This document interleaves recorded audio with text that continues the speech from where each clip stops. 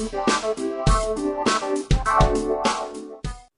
up, YouTube? Welcome back to Comics and More. I'm Alex. Today I'm going to go over some new comics I just picked up over at a comic book store real quick, and also found this over at GameStop.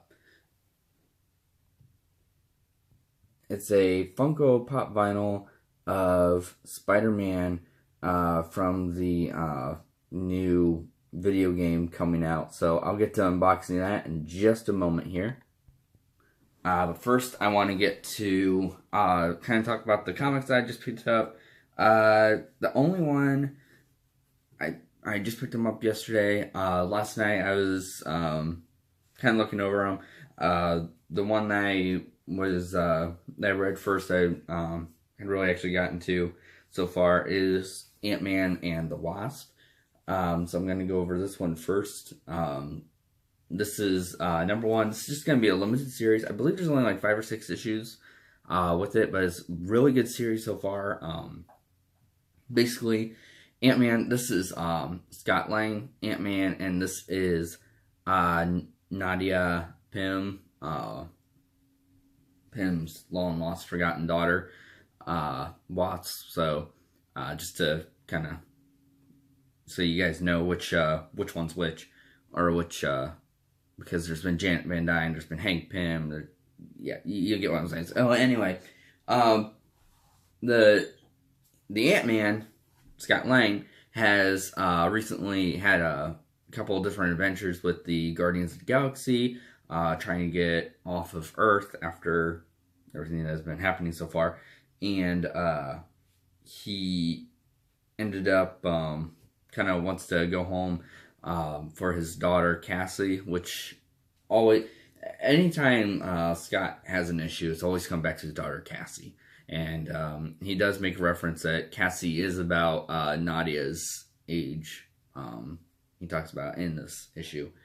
But he wants to get back for her birthday, and the Nova Corps allows him to send a signal over to Earth and to ask for help. And the signal that he actually ends up going to, or giving it to, is Nadia Pym, who is the smartest person on Earth right now, that knows the most about the Pym particles. So she ends up sending him a wave of Pym particles for him to ride back to Earth on. He ends up missing the window, and so he's lost in the microverse now somewhere. She ends up finding him, and as in anywhere, even in the microverse, there's still good and evil. He finds this really rare, or this really weird species. It's sentient colors, basically. All colors except for red. And there is one big red beast that's basically killing all the other sentient lights. Just to kind of give you an idea of what these things actually look like, because it is very hard to explain. These 3 here are 3 separate entities, and they're all, that's what the race is on there. The red beast,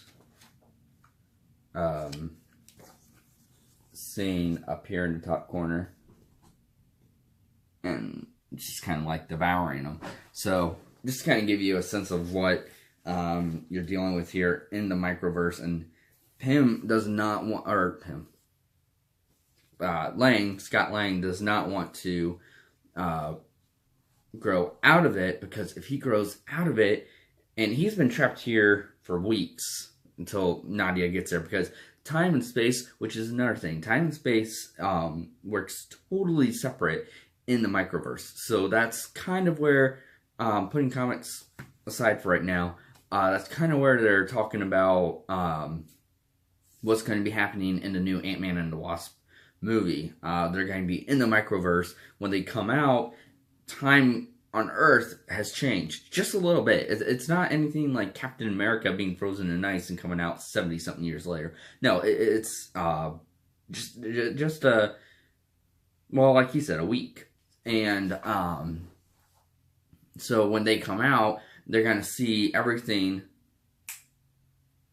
that happened after the, well, call it what you want, the snapshot, the dusting, the big snap, anything.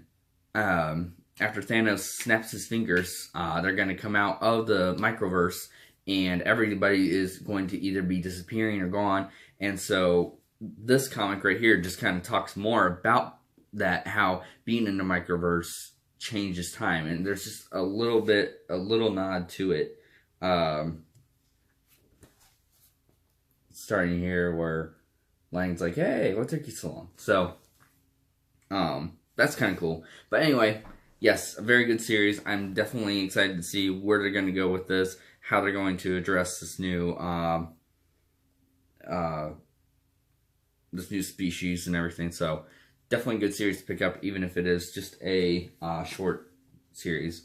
Now we also got the True Believers. That's always number one. This is the first appearance of Giant Man, and he's fighting the Living Eraser. You guys ever heard of him? There's actually two different stories. It starts off with Tales to Astonish, number 35, The Return of the Ant-Man. And it does feature, there's like 3 parts to it. It does feature all 3 parts, with, of course, as all True Believers do, the original artwork for it. And this is Hank Pym and Janet Van Dyne's Wasp. The story starts off with just Hank Pym. Wasp moves in a little bit later, but then they go into the birth of Giant Man. So this is the first appearance of the Giant Man, and him and Janet trying to work through it. And then that's where you get, to give you more shots of him, the Living Eraser, which I'm going to be honest, I have never actually heard of until now. So it's kind of cool. But yeah, so this is definitely a pretty important piece. Definitely a good storyline to pick up at, to get some Ant-Man history there. So there's that. And then also I picked up Doctor Strange number 1. And actually what's really cool about these, so yes, they have, Marvel Comics has started all over again at number 1. They said that they weren't really going to, like, that's the whole point of Legacy, was to pick up where they left off, like as if they never restarted a series again. And then just a few months later, what did they do? They restarted a bunch of series anyway. But, and I didn't notice this before, but under number 1 it says LGY number 391. So it does still give you, and I don't know if you're going to be able to, yeah, right there. It still does give you the original Legacy number. So this is number 1 in this series, this ongoing series, but it does still give you the Legacy number as if it were not number 1. So that's still really cool that they are still incorporating that, even though they are restarting all different series again. But still, very excited about it. Doctor Strange ends up going out to space to search for more magical items as they are becoming scarce on Earth. So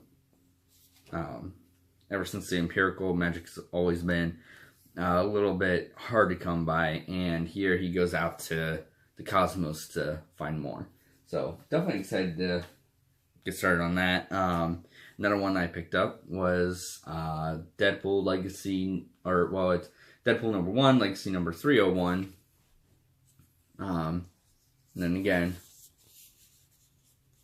see the Legacy number right underneath the number 1. So that's really cool that they do still include that. But yes, Deadpool is, he's saying clean up on aisle 2. You didn't see that, but Yes, Deadpool is restarting his own comic as well.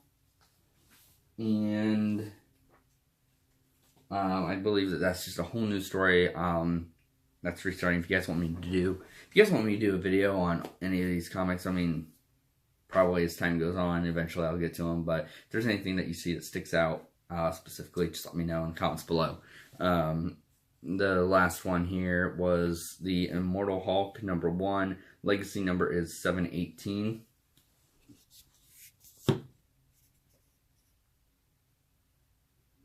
And so yes, this is the Immortal Hulk. I absolutely love the artwork on it. Bruce Banner is back from the grave, and he's just kind of... There's a lot of stuff in here that is just kind of... like here it says there are two people in every mirror. There's one you can see. There's one on the other side, or there's the other one. The other one you don't want to. So meaning that the other one that you don't want to see. So that's what we're talking about there. He's looking in the rearview mirror of his car. Bruce Banner is there in the baseball hat.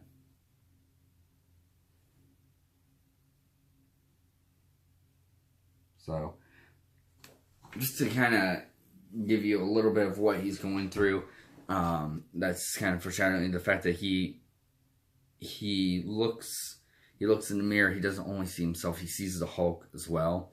He knows that he can't be killed. He knows that he can't, even if he were to be killed, he can't rest. There's no rest for the Hulk. They keep bringing him back, and so yeah, it's just him having to go through all that, having to accept his legacy in a way of being the Hulk. So definitely excited to see where they're going to take that, and it even shows like what the next cover issue is going to be like. So that's just more of his internal struggle of always holding the beast inside.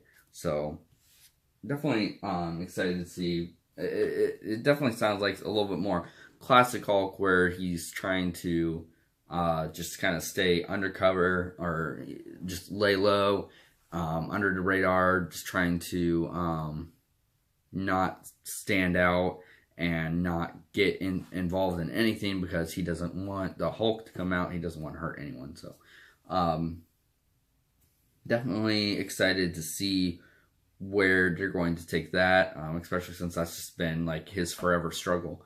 But now that he's back from the dead, it's kind of amplified. That struggle is kind of amplified. So I think that's the most exciting part, pretty much about it. So now, real quick, I'm going to get to the unboxing for the Spider-Man Pop Games, Pop Vinyl Gamerverse. This is from the new Spider-Man video game coming out this fall. I'm definitely going to be getting that. I don't know if they're going to have like a midnight release for it or anything. If they are, I'll definitely try to vlog there.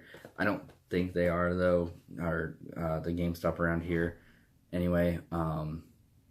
But I will definitely release some gameplay about it. I know E3 just released some gameplay of it. It's going to be a PlayStation 4 exclusive game. Definitely looked extremely exciting. Basically, if you guys haven't seen the trailer yet already, the new one just popped out. So Spider-Man is is on the raft, which is a prison holding all these maximum. It's one of 4 or 5 prisons. I think it's like 4. Anyway, correct me if I'm wrong on that, but it's raft, and it's one of the persons that holds supervillains, and basically most of it, they only show like 4 of the Sinister Six, 4 or 5 of the Sinister Six, in the whole trailer, and he's just basically fighting them. Shows a little bit of like what the gameplay is going to be like. Kind of ends on like a huge cliffhanger, like, oh no, not you, and then it just stops. The whole trailer just stops. So very excited to see what's going to happen there. At first, I'm gonna admit, at first I wasn't really too crazy about the new suit, about all the I'm opening them up right now, actually, about all the white on it, like the white on the gloves, on the feet, on the symbol and stuff like that. I kind of thought it was a little bit odd at first. Comes with a really cool stand, but it's honestly really grown on me. I really do like this new suit of his. I'm really excited to see what all it does, if it does anything new or not. But here is the new Spidey suit. GameStop is also going to have a exclusive Legends figure of this exact same Spidey suit, which I will also be getting that as well. So as soon as that becomes available, I am definitely going to do an unboxing video for that Legend figure as well. But yeah, so there's the white on his gloves. Couldn't tell there's the white on the back of his shoes. And if you couldn't tell, the stand, he's very top heavy, so be careful of that. Yeah, I'm just going to take him off the stand for right now. There's on the back there. So this is the only Spider-Man. That wasn't supposed to happen. This is the only Spider-Man pop vinyl for the new, or that I know of, for the new video game coming out. Like once your tripod falls, there's like no fixing it back to how it originally was. So sorry about that. All right, I'm just gonna hold it. Tripod here because it's no fixing it. Okay, I promise I won't give you that big of a close up of me. But anyway, I don't know what I was saying. Oh yeah, this is like the only Spider-Man pop vinyl for this figure, I believe. I don't think that there's like an exclusive anywhere. I think that this alone may be exclusive to GameStop. It's the only place that I've seen it so far. Check out your local GameStop. They actually have I've been to like 3 GameStops around here, and they all have like the same display. They have like a hat and a couple T-shirts, a couple of water bottles, and then they also have the pop vinyls too. So definitely very exciting. They're definitely trying to sell the suit more, I believe. But I'm definitely excited. Like I said, I'm definitely excited to see what this new suit can really do, and what to expect in for Spider-Man. So, as I said before, I'm definitely going to be doing some. I'll definitely be doing some gameplay on that.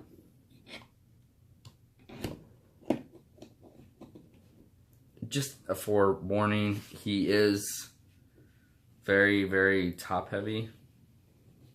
So I'm just gonna spin the camera around here so that you can see him without me holding him and making him fall off. So